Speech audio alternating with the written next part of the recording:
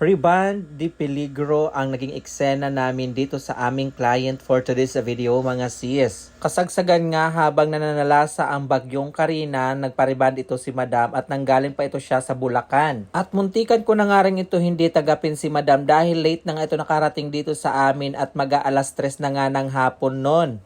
Hindi ko na nga sana ito tatanggapin si Madam dahil iniisip ko yung kalagayan ng weather, charing. At dahil nga malayo ang pinanggalingan ni Madam at ayaw ko naman siyang umuwing luhaan, so push na lang at irereband ko siya kahit bumabagyo na. Charing. So moving on mga sis, so ito yung current status ng buhok ng ating client. Naka-bleach ito 3 times a day. Charing. 3 beses niya na itong na-bleach. So kung mapapansin natin, talagang damage na yung hair ng ating client. At may mga parts dyan talaga na nagputol-putol. Mostly dyan sa loob na part ng kanyang hair. Yan yung itsura ng buhok ng aming client after namin siyang ma-shampoo mga sis. At inaalala ko nga yung dugtungan ng kanyang regrowth at saka yung bleach part dahil breakage na talaga siya at may tendency na magputol-putol yan once na nilapatan ko na siya ng rebonding cream number 1. Kaya nung inaplayan ko na siya ng rebonding cream number 1, talagang ingat na ingat ako na hindi matamaan yung dugtungan ng regrowth at saka bleach part dahil mabilis na siyang maputol. So, prinasis ko muna yung regrowth parts niya mga sis hanggang sa mag-develop. Then afterwards, ay sinunod ko naman yung bleach part. Grabe talaga yung pag-aalala ko sa mga oras na ito mga sis dahil bumabagyo na nga, dumagdag pa itong buhok ni client. Charot. And after ma-process ng rebonding cream 1 at mabanlawan at ma-blow dry mga sis, ito na yung tsura ng buhok ng aming client. Medyo nag-straighten na siya ng konti. Then after nyan ay plinansya namin, ito naman ang naging tsura ng kanyang buhok. Super straight na siya at so far wala naman ako nakitang sign of damage. And after hair ironing process ay sinunod naman namin in-apply yung kanyang neutralizing cream mga sis. Then prinasis lang din namin yan. Afterwards ay pinabanlawan ko na rin siya. And after mabanlawan ang neutralizing cream mga sis, sinunod namin in-apply yung kanyang cysteine treatment. Prinasis namin siya ulit. After that, pinabanlawan namin yung cysteine. Then nag-apply kami ng keratin treatment.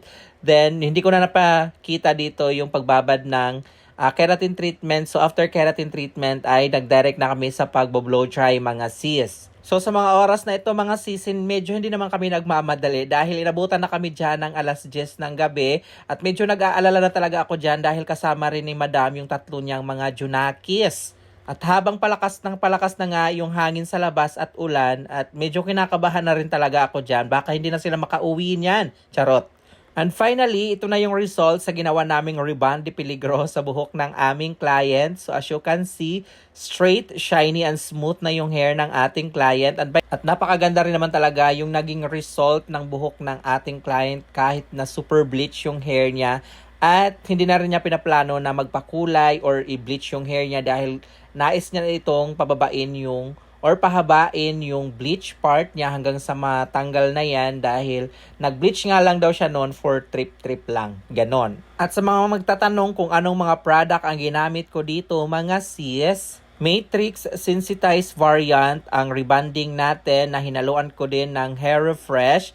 Then yung kanyang hair treatment naman is cysteine treatment plus mascara protein treatment. So diba ang bongga ng result. At tingnan naman natin yung kanyang after wash result mga sis na 1 araw lang yung pagitan bago niya binanlawan yung kanyang buhok. Inaalala ko baka nabasa ng ulan. So yan ang ating client sa feedback mga sis, basahin nyo na lang. At ito naman yung video ng kanyang hair nung napaliguan na. So halos walang pinagbago at lalong gumanda yung hair niya kahit na napaliguan na mga sis. At hanggang dito na lang po ang video ito mga sis. Maraming salamat at ingat po tayo lagi mga sis. At huwag kalimutan i-like, share, and comment and follow our page Chading for more hair transformation. And this is Chading saying have a great hair day always mga sis. Until our next video.